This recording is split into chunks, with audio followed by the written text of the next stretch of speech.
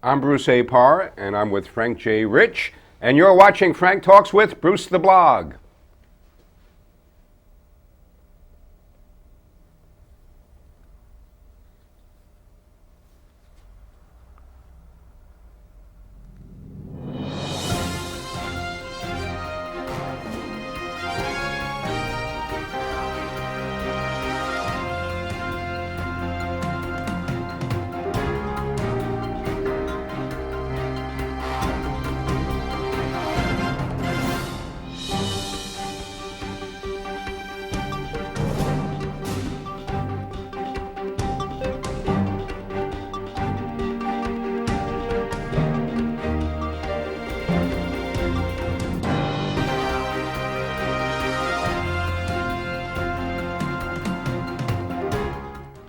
Frank Talks with Bruce the Blog is brought to you by Chase Media Group, publisher of The Penny Saver, and also provider of multimedia marketing solutions for an omni-channel marketplace. And I think we're going to be touching on that too on this show. And we always thank our CEO, Carla Chase, and my co-host, and actually today my guest, after a fashion, Frank J. Rich, for putting us up not only every week, but every day or anytime that you want to watch the show. Just go to YouTube and search for Townlink TV, and you'll be able to see all the different shows with our very interesting range of guests and topics talking about interesting initiatives that they are performing in the community. Maybe it's directly in your community or in a local community that affects you or influences you or where you shop. And one of the topics Frank and I are going to talk about today, in fact, is what you've no doubt have seen in your local community and beyond, and that is a trend in recent years to encourage consumers to shop local. And so we want to talk about that today and why that is so important in today's economy to shop local. And before we do that, though, Frank, I wanted to also plug, and this is a really important and meaningful plug, that Chase Media Group is a location as a drop-off point for Love in Action. Love in Action happens to be based in Yorktown and now also in Cortland. They just opened another storefront in Cortland.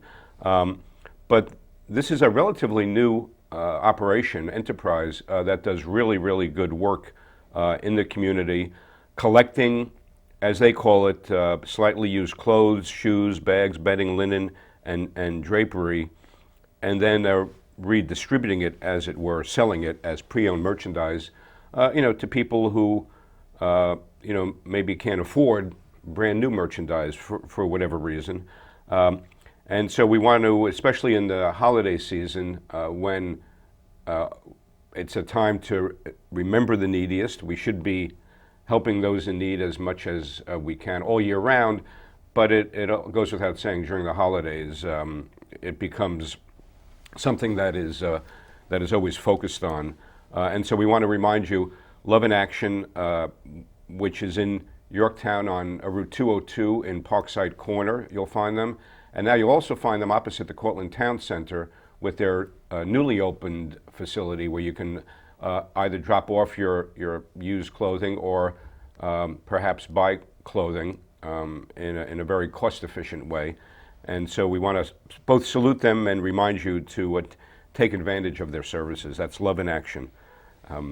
But getting back, Frank, to shop local, I mean, that's something that Chase Media Group, through the Penny Saver and now our website, Townlink, and all of our other various channels that we use, which includes video, of course, and email marketing, as well as a lot of print and direct mail, that we want to encourage people as well, both businesses who advertise with us or use our services, and consumers who we drive to businesses, to shop local because of what it does for the local economy, right? I mean, that's really the motivation.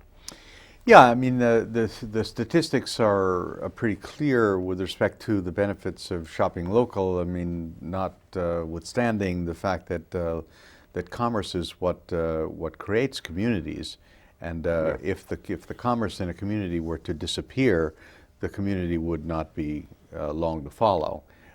So things like the Penny Saver, a shopper's guide, so to speak, has been, a significant contributor to the growth of communities north of 287, and it is for 55 years. For many years, right. and it is for the simple fact that it creates commerce by delivering the goods and services of local providers to the consumer. Right. And we've taken that a few levels above because of the changes in the marketplace. Right. But one of the things that perhaps is worth noting is that it is individuals who man these shops and right. who have an ideal, a desire to deliver their goods, either unique goods or in a unique way in a community environment. And it is to people that they deliver these goods, so to right. speak. And so it's people to people, and in the end, it's people to people, and how you relate to another person is what's really at issue in commerce. It really is. So right. while the internet purports to deliver things independent of the emotional content in the exchange, it just isn't. It's always about the individual and the emotional content right. for decision making. Yeah. I hope that's sufficiently clear, but it's something that I think we miss for not paying attention to what's actually happening in the exchange. Right. Well, because, and I know as you point out in your column, ROI, that does appear in the Penny Saver and on Town Link, and we just want to make sure everybody knows that Town Link, which you'll be hearing a lot more about, is a new online business directory and content and e-commerce website from Chase Media Group.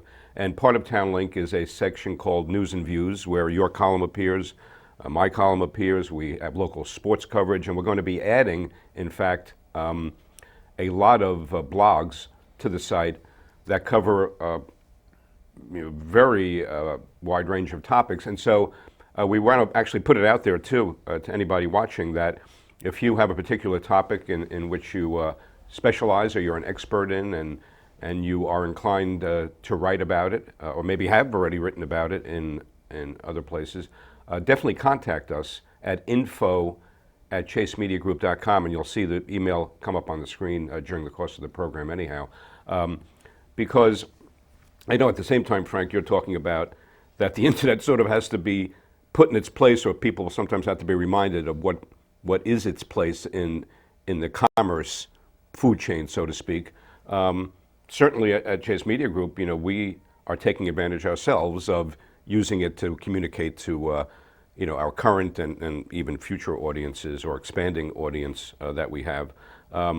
And the blogs are a great way to do that. Yeah, I might say it a little differently because I think it would be hard to imagine someone saying to us,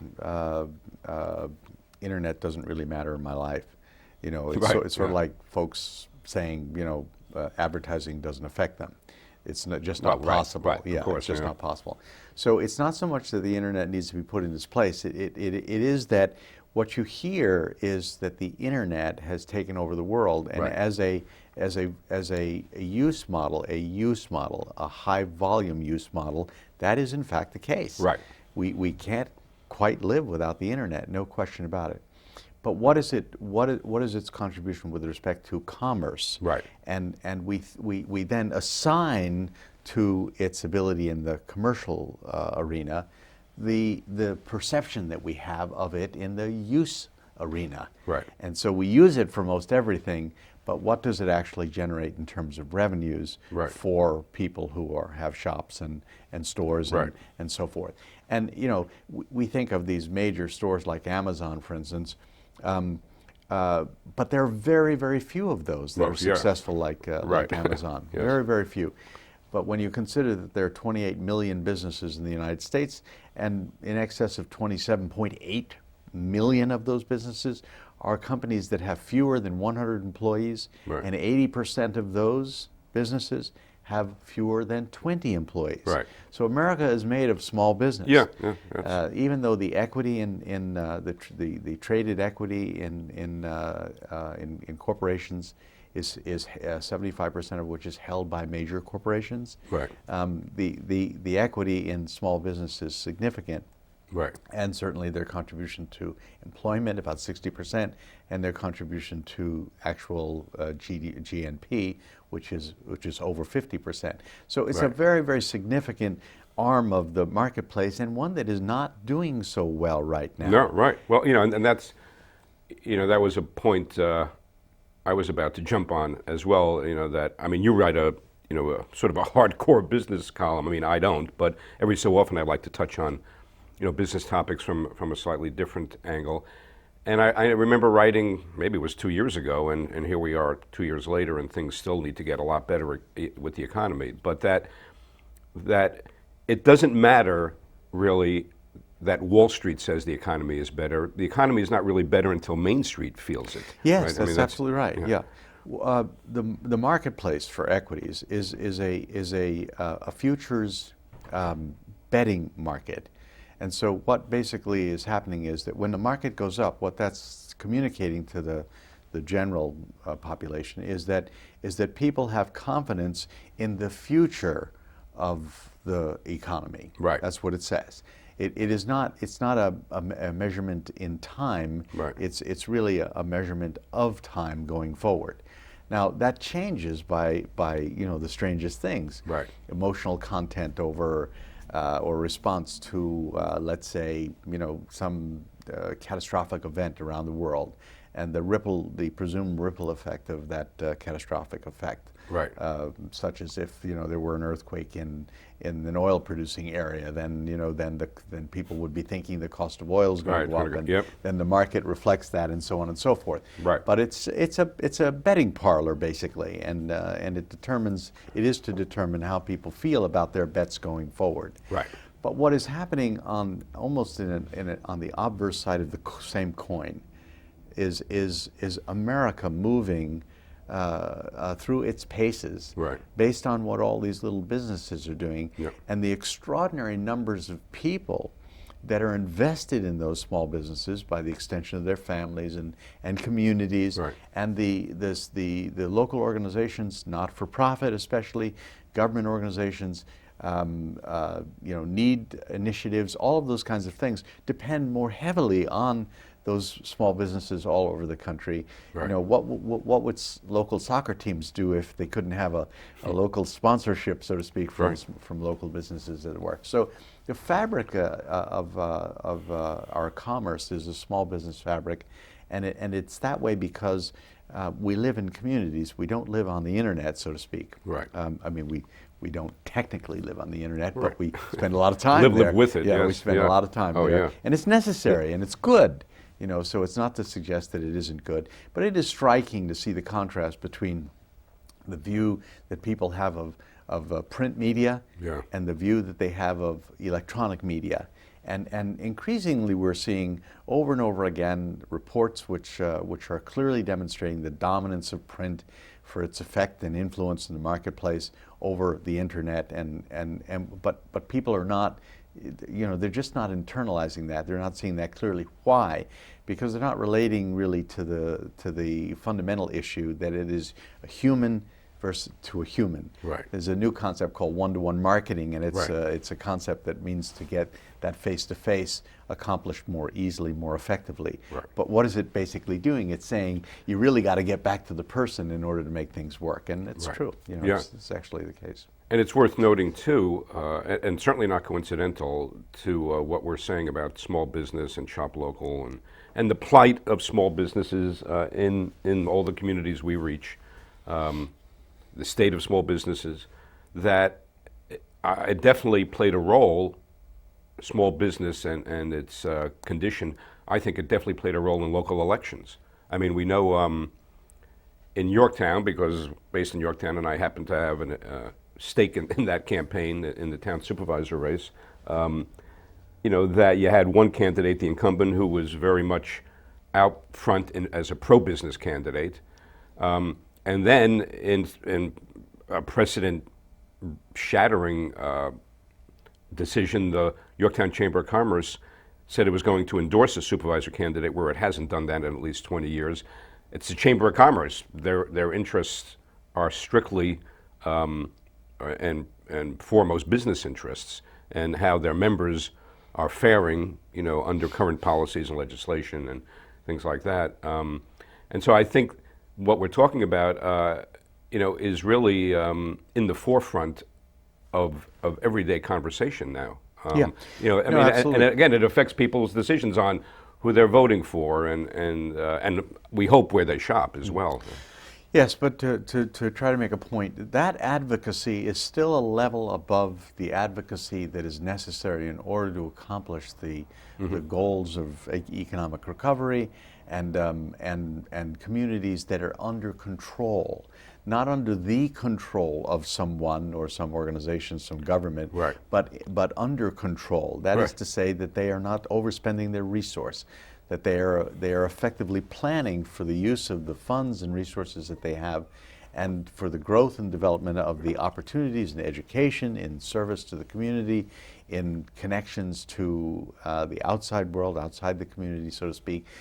Being relevant as a cohesive unit across the country, we call community the cohesive unit, so to speak. Right. And our sense of community, our sense of neighborhood is suffering. It's been suffering for many, many years, not least evidenced by the fact that many of us don't really live in neighborhoods where we know the people who are living next to us or a few houses away. We seldom have any interaction except for formal dinners that are informal, so to speak, at one person's house or another. But generally speaking, we just drive by every day, but really are so busy we don't have much to do with them. You see that in commerce as well, where it's seldom that a small company, a shop, a deli, a nail shop, or whatever it happens to be, hardware store, will locate in a place all by itself. Right. Yes. Right. They just don't do that. It doesn't make good sense, because then you can't take advantage of traffic and the varietal thinking that the consumer is doing. Well, I may not need that, but now that I'm here, maybe I could use that. Right. And so they locate themselves next to others, but like humans who are prepared as social beings, living in harmony with one another is the hardest thing that we do. It's the hardest thing to accomplish. Business community is much the same. There's very, very little cooperative marketing going on in the marketplace. You put yourself in a little strip mall or with other companies, and you do nothing to help each other, so to speak, market the products that are available to people as they come in. So there are a lot of things that can be done to raise the profile of those businesses and their effectivity. And one last point, the preponderance of electronic media and tools used by major corporations, by the brands in America, are not only available to small businesses, but they're very inexpensive to use, to employ. And it is the sense, the maybe low self-esteem with respect to how to relate to technology, that keeps people from getting to them, from using them as they ought to, and to take fuller advantage of the opportunities to reach out and touch customers. And increasingly that's absolutely necessary, because it is a push marketplace, which requires that we identify the customer and then we reach out and touch that customer with our incentives in compelling ways. And that is available to any kind of business at any level of business practice, and very inexpensively. And that's something that we want to try to help small business understand and appreciate and give them an opportunity to use, but many of them, too many of them, are not. One last fact, 45% of all the retailers across the country do not have a website. Can you imagine? Yeah, it's hard to imagine these days. How would you do business without that website? Right. Well, people do. They do, and they conclude that they really don't need it, because they're operating in a shell and haven't really understood how to express themselves in a larger marketplace. Right. And that website can help them do that if they keep the site dynamic. Right. Yeah. And in a recent column, Frank, your headline was 61 days all in, question mark. And you talk about the period of time between November 1 and December 31 as being a bellwether of future sales. So I think it would be interesting to talk about how that works. So why is that the case? Well, again, it's emotional. If you think about the dollar amount that is expected, and I think I mentioned it in that column, it's about $602 billion. Yes. All right. So the retail sales content is variously between $3.86 trillion and $4.75 trillion, depending on who's counting and whether or not they're including things like gasoline and home fuel oil and car purchases and groceries and things like that. Right. Some count it, some don't. The National Retail Association counts some things. The Department of Commerce counts others. But let's just assume for the moment that we're talking about roughly, $4 trillion in sales. Right. So divide 6 into that 40, so to speak, and if you have 4 quarters, multiply, let's say $602 billion, you get $2.4 trillion. Where's the rest? Where's the rest? So there's a shortfall there by quarters. What does that tell you? It tells you that 61 days is not necessarily producing the most amount of sales. Right. But the perception that Is most that people have is that it is. Right. Right? All right. So still, as an abstraction, we can measure those $602 billion against what has happened in the past and maybe what has led to those 61 days in terms of purchases and the like. And we can determine from that the mood and attitude of people with respect to the purchases that they are going to make, right? Into the future. Okay, right. And that's exactly what the stock market does. Right. It's what it does every single day. So when we have those kinds of measurements, I mean, I think those are bellwether measurements. Right. Things that appeal to people that on a local level, things that people are using, like local shoppers guides, like the Penny Saver. That's a bellwether product. If you want to determine how the local marketplace is doing, look at how thick or thin that paper is. That'll tell you. Right. Because now it lags a little bit, but it is a bellwether product. Right. And you can look at newspapers and see the same thing. These are bellwether products. Right. Yeah. And we know that without getting into the details of that, there have been those sorts of changes. Right. Some good, not so good. But I mean, do you feel, talking about small businesses being online, and you were saying almost half are not, you're saying 45% are not That's online. correct, yeah. But of the... They're online in listings.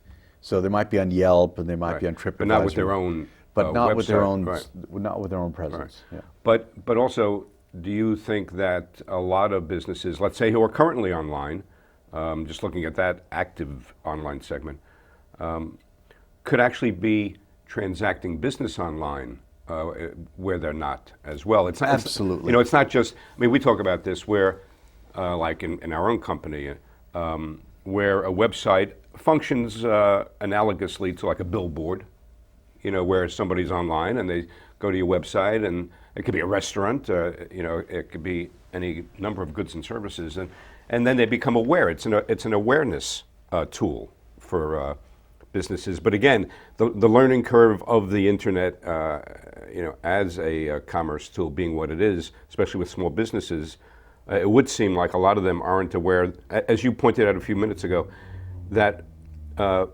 for a very affordable cost, they could be conducting sales online. Absolutely. Yeah.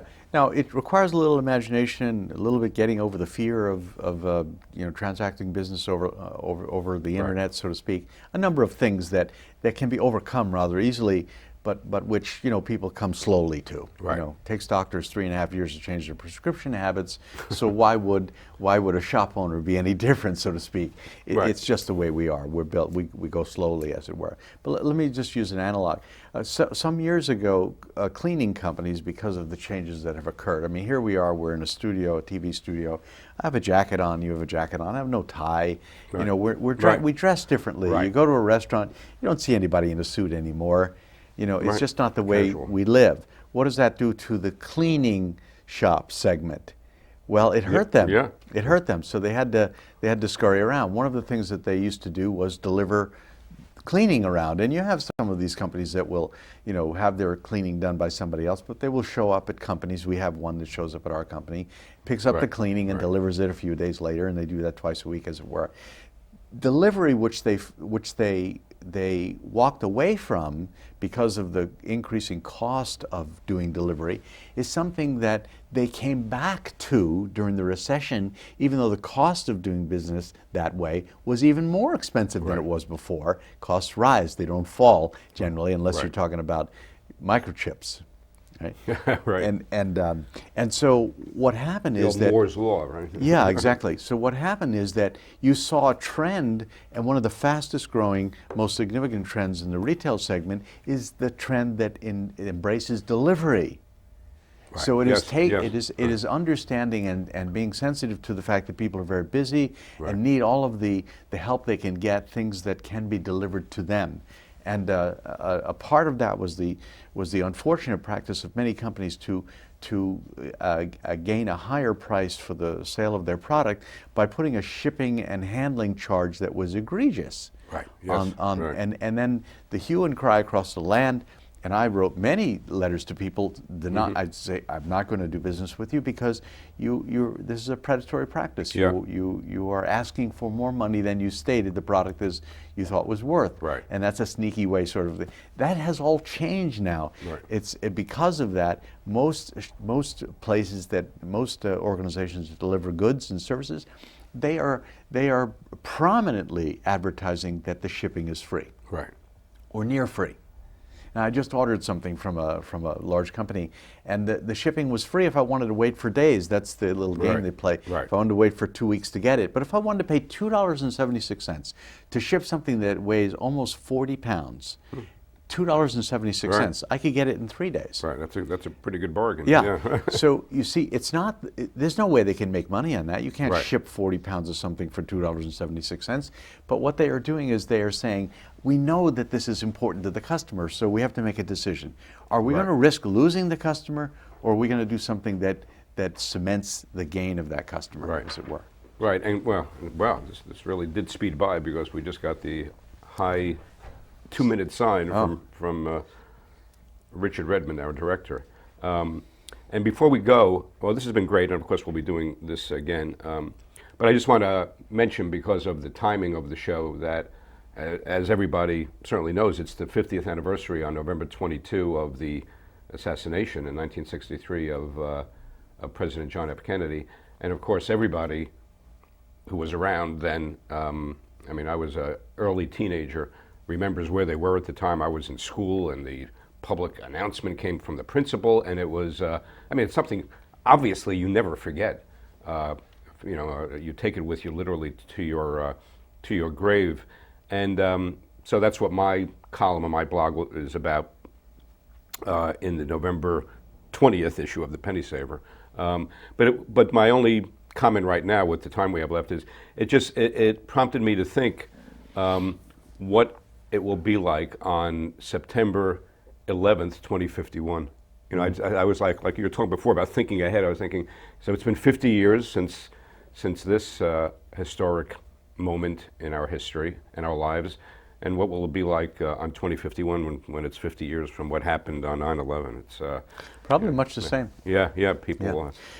Just an added note: Symphony Space in New York City just profiled a